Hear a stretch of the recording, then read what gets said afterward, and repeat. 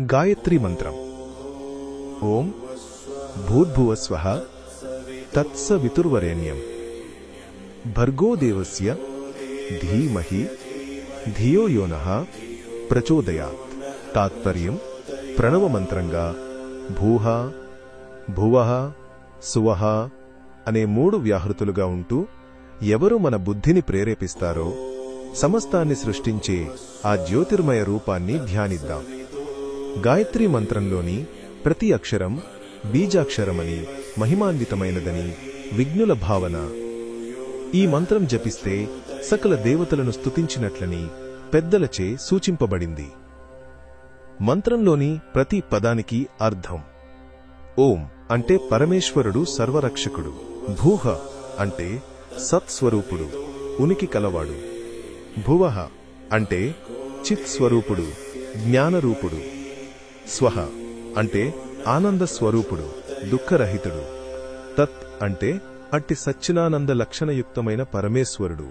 సవితుః అంటే ఈ సృష్టికర్త.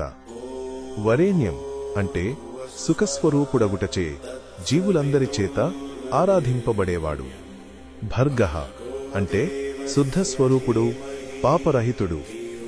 దేవస్యః అంటే అట్టి అనేక దివ్య గుణములు కలిగిన దేవుని యొక్క దివ్యస్వరూపము.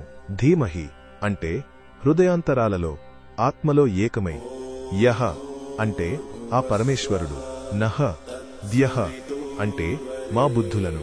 ప్రచోదయాత్ అంటే సత్కర్మలేందు ప్రేరేపించి అభ్యధేయ శ్రేయములు పొందు సమర్థం చేయుగాక. అందరం ఈ మంత్రాన్ని 10 సార్లు జపిద్దాం. మరి చెప్పండి.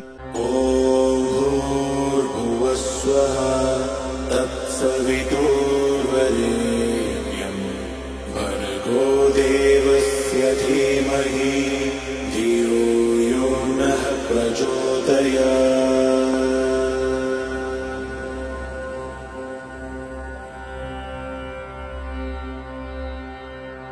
ॐ भूर्भुवस्वः तत्सवितुर्वरेण्यं भर्गो देवस्य धीमहि धियो यो नः प्रचोदयात्।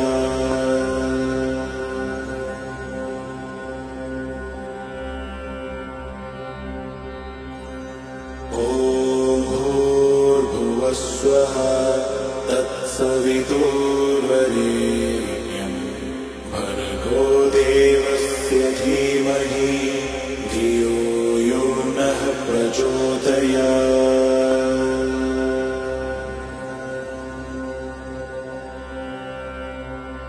ॐ भूर्भुवस्वः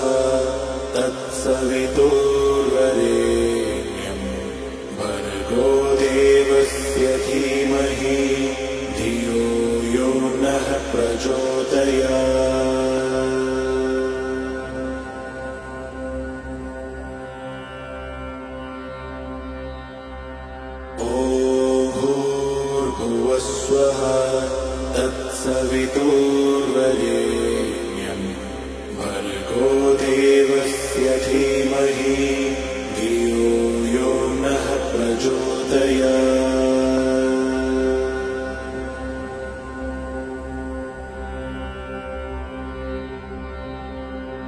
ॐ भूर्भुवस्वः तत्सवितुर्वरेण्यं भर्गो देवस्य धीमहि धियो यो नः प्रचोदयात्।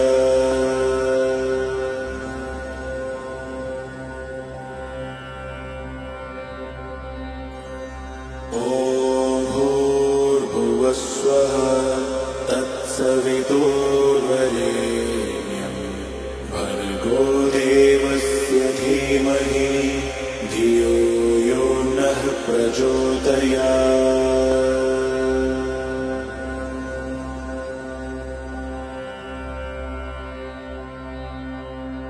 ॐ भूर्भुवस्वः तत्सवितुर्वरेण्यं भर्गो देवस्य धीमहि धियो यो नः प्रचोदयात्।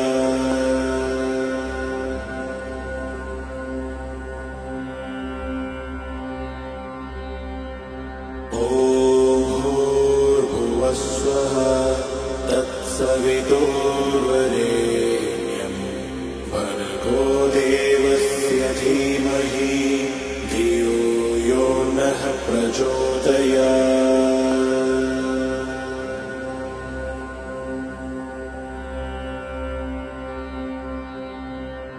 ॐ भूर्भुवः स्वः तत्सवितुर्वरेण्यं भर्गो देवस्य धीमहि धियो यो नः प्रचोदयात्।